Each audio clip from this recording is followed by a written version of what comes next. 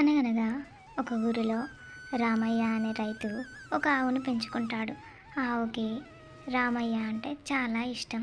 ఒకరోజు రాత్రి ఆవు కనిపించకుండా పోతుంది. ఆవు ఏమైందా అని రామయ్య చాలా బెంగ పెట్టుకుంటాడు. ఇక ఆవును ఎతకడం మొదలు పెడతాడు.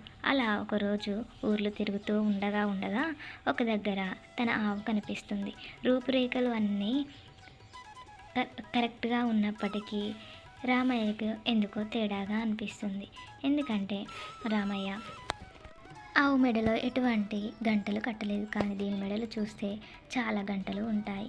ఇక రామయ్య వెళ్ళి అతనితో ఇలా అడుగుతాడు, ఏవండి, ఇది నాదేనా ఆవు? మీ దగ్గర ఉంది, నాకెందుకో నా ఆవులాగే ఉంది అని అంటాడు. అప్పుడు ఆ వ్యక్తి ఇలా చెప్తాడు, అది నీ ఆవు అయితే నీ నీవు దానికి గుర్తుగా ఏమేమి కట్టావో చెప్పు. ఇది నా ఆవు కాబట్టి నేను దాని మెడలో గంటలు కట్టాను. మరి నీవు కట్టి ఉంటే అది నీ ఆవు అయ్యేది కదా. ఇది నా ఆవు, కావాలంటే ఎవరినైనా అడుగు, ఎప్పటి నుండో నా దగ్గరే ఉంటుంది ఇది.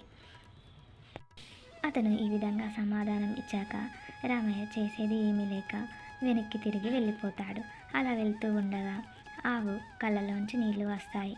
వెంటనే తాడు తెంపుకొని రామయ్య వెనకాల వస్తుంది. అప్పుడు అర్థమవుతుంది అది రామయ్య ఆవునే అని. ఇక చేసేది ఏమీ లేక ఆ వ్యక్తి, నిజమేనండి, ఇది మీ ఆవే, తాడు తెంపుకొని రావడంతో నేను ఇక్కడ కట్టేసుకున్నాను, నన్ను క్షమించండి అని అంటాడు. ఇక అంటారు అందుకే, కన్న ప్రేమ కంటే పెంచిన ప్రేమ గొప్పది అని.